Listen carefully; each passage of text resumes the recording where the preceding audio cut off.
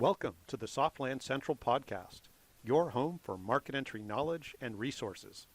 Softland Central is brought to you by Softland Partners, an online marketplace to help you find best fit resources for your market entry. Find them at softlandpartners.com. Hello and welcome to Softland Central. My name is Bill Kenny, and today we've got a really great conversation with Sophie Lechner from Global Commerce Education, or GCE. Welcome, Sophie. How are you today?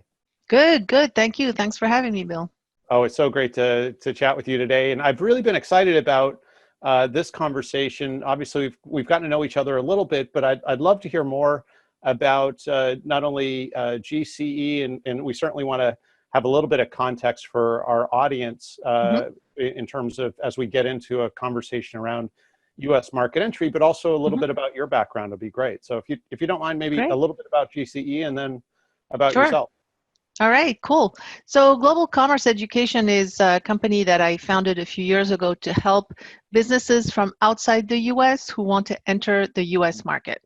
And I help them with strategy, I help them with professionals, finding the right professionals, introducing them, and also cross-cultural differences. So maybe we'll get to talk a little bit more about that. But it all started because I'm half Pakistani, half French, and I actually really cherish that sort of multicultural background. And I grew up, surrounded by people from all over the world, mostly France and Pakistan, obviously, but traveled a lot. I studied in an international school, went to college in London and Paris. And basically what happened was it was only late in life that I realized that not everybody is like that, like me. And there are a lot of people that are actually monocultural, and that was a cultural shock for me. So it became a very important part of my life, especially when I worked for 1 year with a Franco-French company in France and realized I could not handle it. So I decided from there on, it's going to be international all the way. So I worked for pharmaceutical firm. Well, I decided to do my MBA in New York, so moved from France to the US and have been here since. So it's 27 years.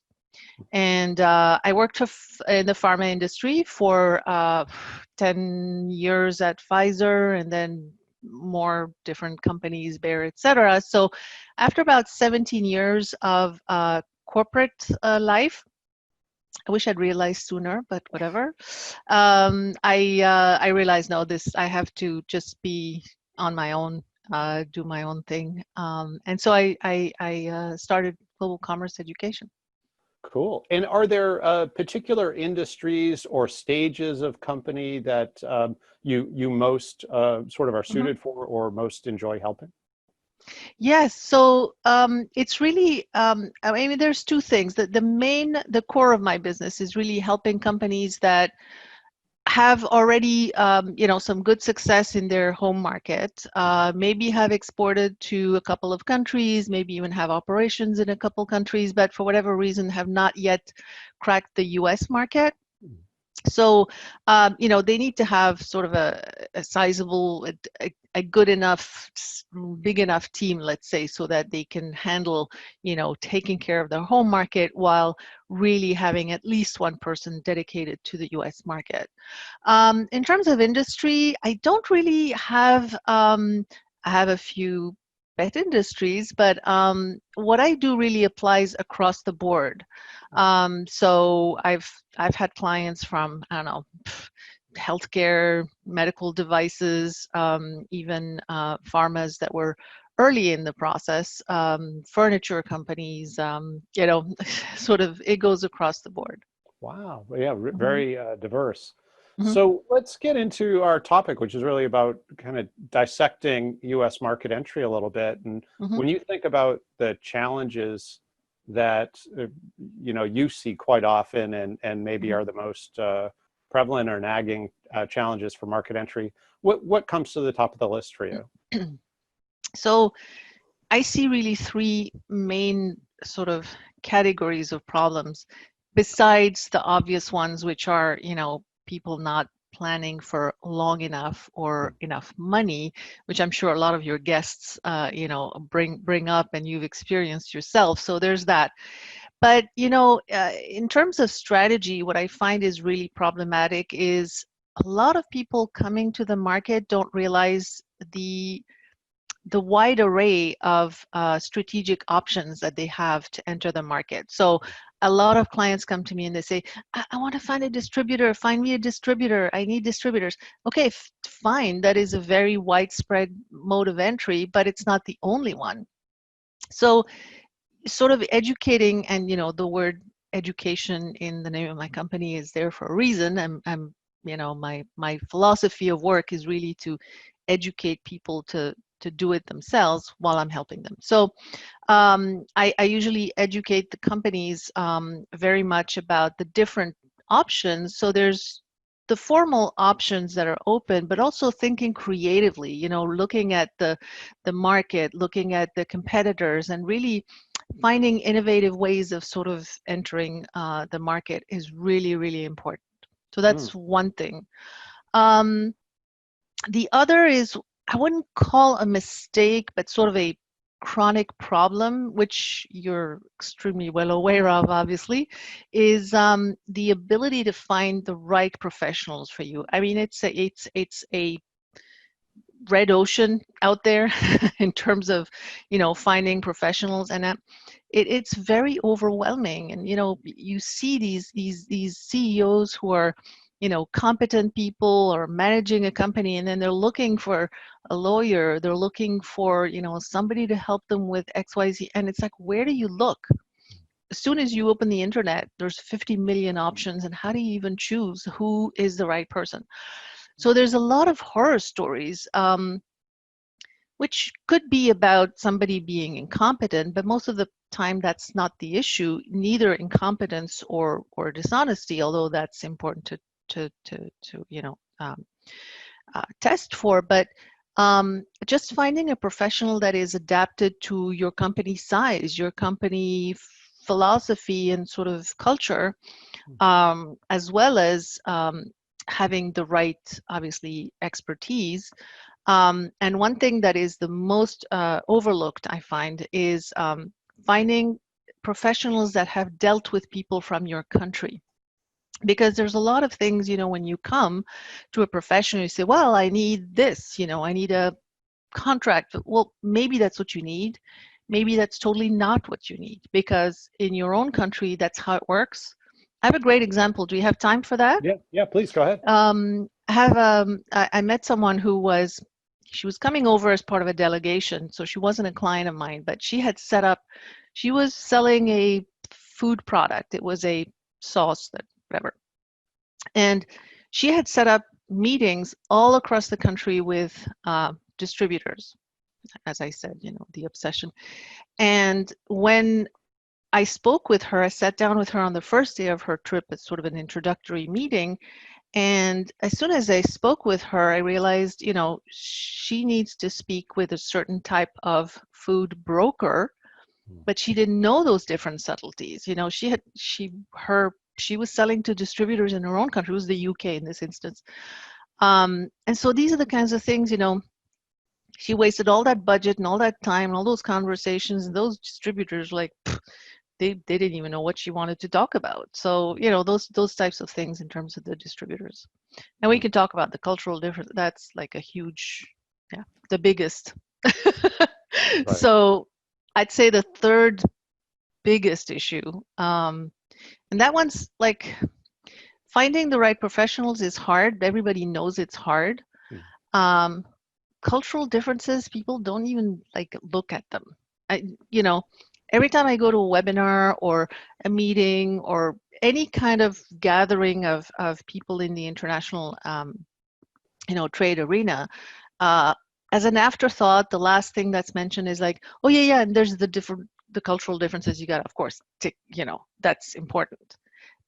But nobody says what to do, what they are, how to deal with them. So that's why it's an important part of my program, is really helping with communication, differences in how you communicate, but also your product, your packaging, your marketing, all those things. So There is a very long answer, but Mm. yeah, that's really something I'm very passionate about is helping avoid all these mistakes. They're so avoidable.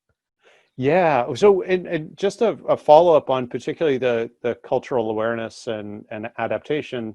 Hmm. I think there's at least sometimes the obvious things like updating your website and maybe having, various versions of your website to the various Hmm. languages and audiences. But then there's all the customs things, like, Hmm. for example, you were talking about this lady who came over to have all the distributor meetings. I think of that and I go, wow. So how did you talk to her about follow-up? Because that's something that's considered, it's great she set appointments, which is, hard in and of Hmm. itself. But Yes. then, the usually the money's made in how you follow up. But I would imagine there was some Hmm. special coaching because follow-up here in the US is certainly different. And the Yes, expectations are different than other absolutely. cultures. But how did you coach her Yes. on that particular item? So this particular lady, unfortunately, I didn't have the opportunity to do because she was already involved in this whole program. So Yeah. I don't know what ended up happening with her. Although I did go to one distributor meeting with her, and Yeah. it was painful. So anyway, guys, You're like, still in treatment for that? but so that's part of what I do for companies that come over is really help them. So find the right professional and then have the briefing meeting with the professional to explain what the company does, explain to the company what working with this company, this particular professional is going to be like, Hmm. um, and the expectations. So things as simple as the professional asks you something by email, you don't have it, well, just respond that you don't have it and you're going to look for it, something as silly as that. But a lot of people, I'm sure you've heard stories like this, a lot of people would say, well, I don't know, so I'm going to just go look, and then they look for a week and then they come back and it's like, well, yeah, but meanwhile, so there's a million examples like that. That's just a simple little one. But so all those differences in expectations and in the codes, the way that you work, the way that you present is also so different. I mean, people from I can't help but use France as an example, but in Yeah. France, when you present something, your pitch, it's like, well, I started this company, 20 years ago because I saw this problem and da da da da da da, and I developed this version and that version, and the on, and you're like, Yeah, here we're, they don't care. yeah, it's like, okay, so how's it going to help me? All right. Yeah, So, all those differences, it takes a lot of coaching. yeah. Um, but it's fun. I really enjoy doing that. Oh, I bet. So let's dig into sort of overcoming these challenges. So I guess, what's the prescription then? What are the things that you really kind of work on companies with to help them Mm. overcome some of these issues? So I think the biggest thing that's really missing when you're looking at the US market is really figuring out what to do. I mean, it sounds simple, but it's what do you do first? Yeah, There's all these important things, but what do you do first, and then what do you yeah. do second and third? And so, how to proceed. So what I've put together is I left the word prescription. Actually, it's how I feel my product is. Of course, we Well, you all do, came from but pharma. I had to use that. yeah, right. True. But so I created what I call a roadmap. Not a very original word, but I think it's very visual as to what I provide. And it's really taking companies through this process, which is between 3 months is a bit optimistic. It's usually more 6 months. Yeah. Um, and it's really looking at their situation and really digging into what are they looking to accomplish. So not just, I want 10 million in 3 years, but like why? Where are you in this company, and how does that fit with the rest of your global strategy, etc. Because that really informs the kind of strategy that they're going to want. Maybe they have something that's so different they need it to be out there in the market fast, in which case maybe you give up a little profitability and you go in with a competitor. There's all kinds of ways of looking at it. So we work on strategy, and then I establish a long list of all the questions we need answered to figure out how to move forward. And then I organize them by profession and by priority. And I say, okay, the first 5 professionals we need to talk to, or let's say you have a food product, right? Well, what does the FDA think? Are you going to want it to be organic? Do you want it to be natural? I mean, figure out all those difficult, questions. So in that instance, a regulatory professional is going to be one of the first. Packaging, you need to know how much it's going to cost to change the packaging, those kinds of things. So by sort of figuring out the urgency and the dependencies. So you want to talk to a marketing person and a packaging person, but you need the regulatory person first. Right. So it's organizing the professionals like that in a sort of a sequence, because you can't just hire 50 professionals, and you may need 50, right. Or a large number, let's say.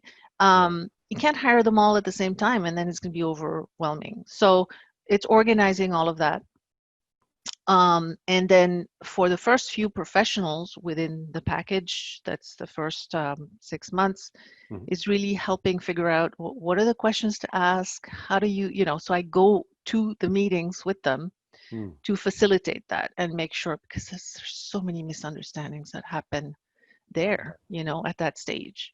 So, and then the cross-cultural, helping understand, like I said, the what needs to be different. And you were talking about websites. It's interesting because a lot of people say, oh, I've translated my website in English. Okay, great. So you find a few things that don't sound quite English and you fix them, but that's not enough. That is not enough. You have to create, you have to have a US person create it so that it follows the thought process of an American person. I've seen so many of these websites that are in very good English, but you're like, why am I going here? Like, the where's journey that? isn't quite right. Right. So yeah. I'm thinking about, and I'm sorry, I didn't mean to interrupt, but No, I'm done. I'm thinking about the what you just said with regard to going on meetings with your clients, some of the first meetings. But I would imagine even just agenda setting and the closing of the meeting in terms of, here's what we decided, here are the things you committed to, here are the things we committed to. I would imagine for a lot of people that is a sort of a very new part, but a critical, and obviously, as Americans, we don't necessarily get that right all the time either. But coming into this culture, that's certainly an expectation, is that there are outcomes, and we should each have some responsibilities after the meeting if we're going to go anywhere. Yeah. Yeah. So, exactly. So having you there as the guide is probably really important.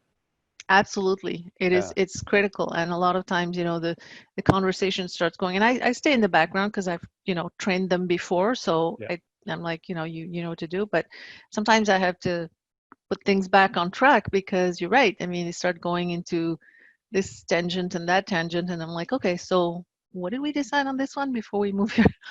Right. The US is a culture that's very linear, it's organized, it's linear, and not all cultures are like that. So you have somebody from the Netherlands, they come in and they're like, fine, here's the agenda, they're totally with that. That's good. They're very Germanic. Or Germans, right? Exactly. So now, not to fall into cliches, but if people come from Latin America or from Italy or other countries, and they're more like, Right. Or you have Finns who'll sit there and say nothing. That's a whole other issue. Well, and then maybe even more focused might be Israelis who might come into the market, or Russians. I mean, they're and again, stereotypical, but there are absolute cultural differences in terms of how meetings go. Yeah. Absolutely. And that's also what's interesting also is you can't really say, well, okay, the US culture is this way, that way. Right. Nothing in cultural considerations is anything. It's just compared to. So if I have a group of people from France coming over, or CEO from, like you said, Russia or Israel, you're going to end up saying the opposite than you said the day before. If somebody were to just excerpt that and be like, what you said the opposite yesterday, because it's all relative. Well, so it's really totally. It's interesting because some people you have to tell them to be more direct, and others are, well, but you can't quite be this direct, Well, if they're not absolutes, I suppose, right? Exactly. Yeah. It's very Yeah. situational, and you're sort of role playing different what Hmm. ifs, I suppose. But yeah, if we Yeah. were going to bet, we're going to bet, these Right. various things will happen, and yeah. Yeah. Yeah. But no, that's really Yeah. interesting. So I kind of probably interrupted your the process a little bit, but are there sort of what are the next steps in terms of getting a company sort of prepared so that they avoid these mistakes? Well, I think, with this process of the roadmap Mm, already, working with them closely, doing all these introductions, the idea is to really put together this roadmap, which, I put together in a written document at the end, but it's really so they know what to do next. And then mm, after that, of course, we can work together and continue that process. But really getting that right is, in my mind, sort of the best investment of all, because you could save, I mean, you know from working in this field, I mean, you could save months just by finding the right lawyer right there. Uh, as for the right strategy, if you go wrong the wrong strategy, it could take years to change, or sure. you could just not recover. Both have happened for sure.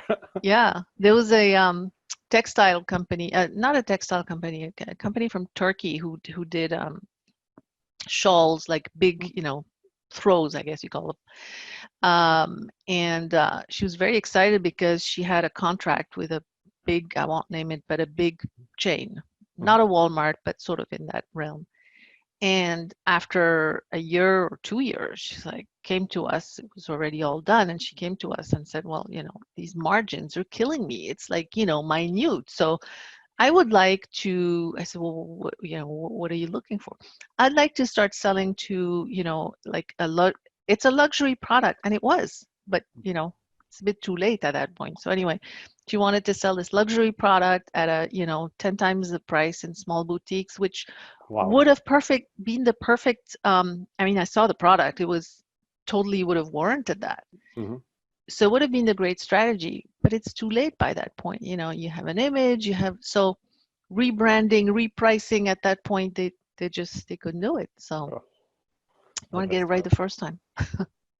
So Yeah. speaking of examples, is there an example client or two that would be indicative of sort of this worked really well. This was the right Mm-hmm. process, and I would imagine there can be a lot of variables. Mm-hmm. Certainly timing can be part of market entry, who Mm-hmm. the leaders are in their adaptability and how much Yes. they commit to the process. But maybe you could walk us through one or two stories of clients that really got it right, and what were the keys that you Yeah. saw? Yeah, it's a good point which that you mentioned about the personal characteristics of the leader. I mean, Mm, they have to be coachable, they have to be, but much beyond coachable, they have to be open. mm, It's hard when you come with your product, which is, in certain cases it's your baby if you're an entrepreneur. yeah, And here, that you have to change the name or to have to change the color or whatever, right. it's very hard. So, and I try to apply this, the red velvet rope policy, try to eliminate clients that are not so open-minded, Mm, sometimes resistance, because, you come to the US market, it's going to be a huge adventure, any expansion. So mhm. I like to work with people for who it is an adventure and they're embracing it, but so that's the way to learn, really, and to do it right, and being open to suggestions. So, I mentioned earlier, sometimes wanting to be on the market fast, and Mm, then, maybe working with a competitor. I had this one company that was selling a software to something, how to describe it. It's pretty much like AR for figuring out how your furniture is going to fit in your house. I mean, everybody has okay. it now, but it's a couple of years ago. Yeah. And they weren't sure where, how to get this out. And it turns out, when we propose that they sell it to the biggest furniture maker, I was like, ah. are you nuts? This is what we're gonna go against them. And long story short, that's the strategy that really worked. And it's like a bit of the Intel Inside type of strategy, so it's like the software that is sold by this huge company that already has established clients and the whole network, and it's a shoe-in. So it's very fast. It's not the same profits, but those types of things are really things that work well if the person is open to it. Right. Yeah. That's actually an incredible lead into I think something that I don't hear talked about very often in this space, but seems like an important variable, and that's ego. If we didn't have ego, we wouldn't take the risk, right? So you need that. Some of it. But on the other hand, if you have too much ego, you're not listening to customers, you're not listening to the market, you're not listening to advisors, and so on, and so you end up having awful blind spots and whatnot. But what are your thoughts about ego, and particularly in the context of what you just shared? How does an entrepreneur balance that, or a leader balance that? Yeah, it's hard, and what's even harder is when down the road a couple of years, you've got the entrepreneur who's really, I was going to say Americanized. That's not what I mean, but has adapted and adjusted and learned and then, but exactly. And then, but they're still part of an infrastructure that is back home, and they haven't moved with the times. They're still doing things the way they did at home, and that could create horrible problems. To put it in a short word, problems. So ego, yes, definitely the person who's doing the expansion into the US needs to set their ego aside sufficiently to be able to incorporate, and they can take all the ideas and call them their own. That's fine, Right. but as long as they're not sort of stuck in their way, particularly with this whole everybody calls it agile. I don't know if it's technically the terminology, but really, this ability that Americans have that a lot of other countries have a hard time with, so certainly France and a couple others, to say, okay, well, we know approximately what we want to do. Let's just try it, and that is anathema to a lot of French are like, well, what are you talking about? We'll do market research up the wazoo, and then when we're done, then we'll launch. So back to your question of the ego, that comes into play as well. There was one company, wasn't a client, but a French company that had a dermatology kind of product that's very top of the line. It wasn't it was like over the counter, but very expensive, high-end, blah, blah, blah. And it's sold in pharmacies in France. And they came here, and the owner, it was a very old French company, and the owner was like, no, we've always sold in pharmacies. We will sell in pharmacies. So pharmacy here, if you've traveled in Europe, pharmacies are not the same thing at all, right? Right. And so they were trying to sell this high-end, expensive luxury thing at CVS, and it wasn't working. Right. So, just having to adapt and adjust and learn and make a choice. You want to go to a high-end, then do it this way. But if you want to be in pharmacies, do it that way. You want profits, or do you want image? So yeah. Pick your path for sure. Yeah. So, when you think about companies sort of beginning the journey, how would you suggest a company sort of, and this is obviously a very open and generic question, but how do they navigate the process from a standpoint of sort of thinking about, those first few steps in terms of connecting to resources? Obviously, there are various government, both on the outbound and on the inbound side, government type resources. There are lots of service providers. Are there some key questions thinking about when a company comes to you that you wish they asked more often? Thinking about that kind of thing where I don't know. I've had in mind a few questions that I wish companies would ask, as Mm-hmm. if they were doing, good due diligence and so on. But are there, Yeah. things that as companies are going through this journey to navigate, connecting Mm-hmm. to good resources, what are the key things that you feel they should be looking for and Yeah. connecting to? It's a great question. The thing that comes to mind is which I'm already always amazed each time is, wondering, like I wish they would wonder more Mhm. about what the customer here wants. Mm. It seems pretty it seems pretty basic, but no. Right. Um, because something has sold really well in France and maybe even China and maybe even, like it doesn't mean it's going to sell well here. And so it's a very general statement to say that, but it's really something that it just amazes me that. And then the other thing is competition. So a lot of times, yeah. So there's two things: technical advantage or benefit, and then competition. So a lot of companies think, well, we've sold really well in our country, even though all those big American competitors were there, and we beat them in our Mhm. market. So therefore, we're going to meet them here. And the local subsidiary of a big American company is not the American company in the U.S. Now you're the outsider. So Right.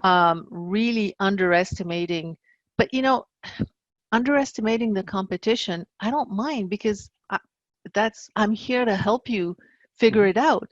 But some people just don't want to even look. And that's Right. scary. It's like, well, you don't want to learn what the competitors are doing. Maybe that would be important, to figure out what to do.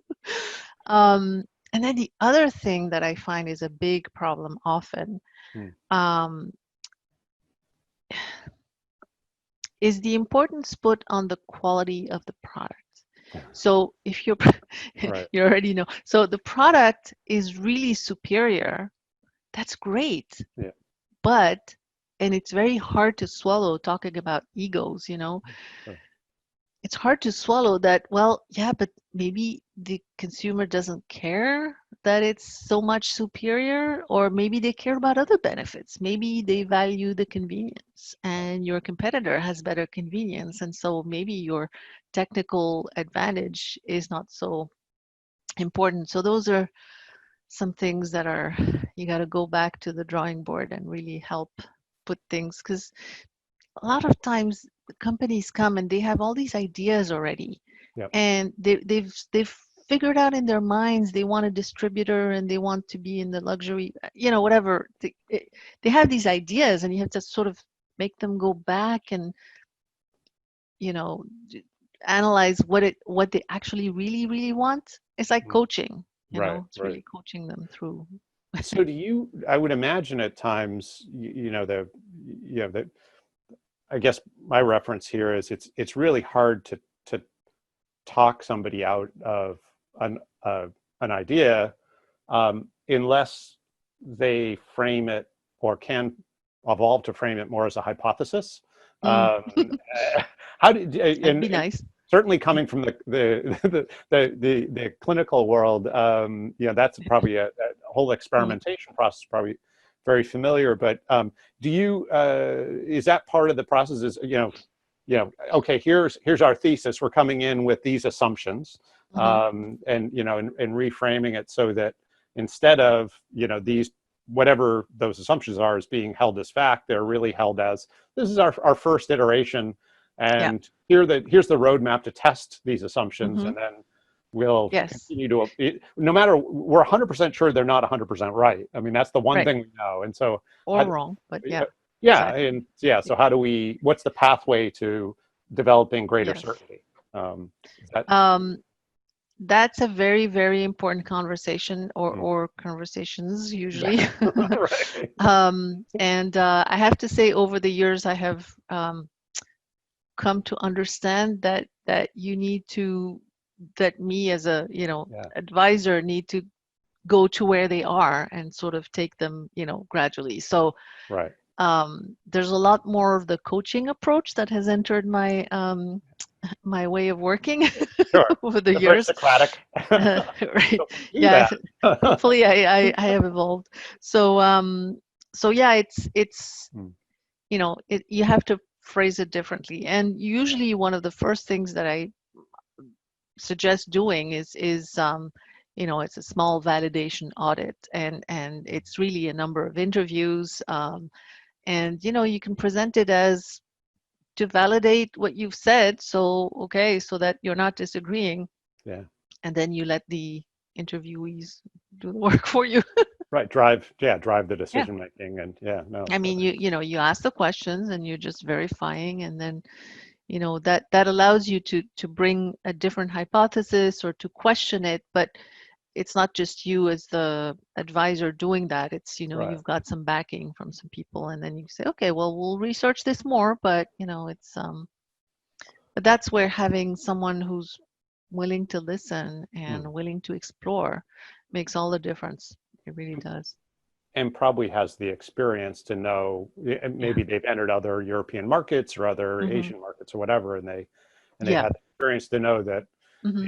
it quite often doesn't end up the way it started. Yes. And how do we get Yeah. to that right Yeah. road uh, as quickly as possible? Yeah. Yeah. Yeah. And in fact, I used to work a lot with startups and Mm. companies that were just either supposedly born global, or Yeah. or doing the US expansion while they were start and that's just too, they need help, but I'm not the right person to help them. Too early stage. Yeah, Yeah. it's really hard to, you have to have somebody who understands that it's going to be complicated, Yeah. so they need help. Understood. Yeah. So, kind of a final topic area, and that Hmm. is, you've been a part of Softland Partners for probably the last 4 or so months, and we're Hmm. only 6 or so months old as an Yeah, organization. yeah, whenever it How's it started. going so far? What comments or any Yeah, well, development? it's great to finally, as we said, in our first conversation Mm. together, it's great to finally have a group of people who have the same objective of helping these, yeah, I want to call them poor people, but really these poor CEOs that are pulling their hair out and not knowing what, and so many obstacles and difficulties, and as we know, sad stories of having been misled, Mm. a lot of times. So it's very exciting to be part of a group of people that have the same ethos, and we're all working in the same direction, and we're all coming at it in different ways. So it's Mm. fascinating to hear, you're specialized in trade shows, and in fact, I have a lot of conversation I want to have with you about that. Cultural differences when you come to a trade show, that's a huge training that I give, on that. Sure. Um, so and so the networking has been great, and I've already received and given a couple of referrals and wherever it leads. But having that group is Mm. great. I'm looking forward to seeing what we accomplish. I mean, it's very nascent, right? But Everything starts somewhere, right? yeah, exactly. So it's going to be exciting to see how we can federate all of our knowledge and care. Oh, that's great. Well, it's so cool to Yeah. have you to really learn more about what you're doing, and certainly to have you in the community, and all your an incredible source and resource for companies entering the U.S. But any Thank final you. words at all? Any words of wisdom you want to make sure people know Oh, or share? um, ooh, I wish I'd prepared a little nugget for you here, but just look at it as an adventure. Yeah. If I'm speaking to people who want to enter the US market, it's an amazing adventure. Just go for it. Right. Just get And help. and to me, adventure not only means excitement, but also the fact that when you wake up, it may be today may be a little different than you were expecting, and the Oh, ability chances are, yes. to to shift and adapt and all that. So, Yeah, well, that's yeah. great. And the best way for folks to get a hold of you, certainly we'll put contact info Hmm. in the contacts, but or in the Yeah, comments. But any other preferred yeah. The form? best is to email me, or Sure. I'll share with you my booking link, so if people want to Oh, have a great. call with me or something like that. But yeah, email is the easiest. I'm on LinkedIn as well. But That sounds yeah, great. Well, such a pleasure, Sophie. yeah, it was It's such fun. a delight to hear more, not just about what you're doing, but the great work that you've been doing to help companies. And certainly I'd encourage our audience to connect with Sophie, ask her questions, trick Yep. questions, math questions, whatever you got. Do what you can. And certainly make sure to follow us on whatever channel you're listening so that you can hear all of our next episodes. But Yeah. thank you again, Thank you. Sophie. It was great to Thank you spend very time with much, you. Bill. This was a Yeah. fun conversation. Bye. Thank you.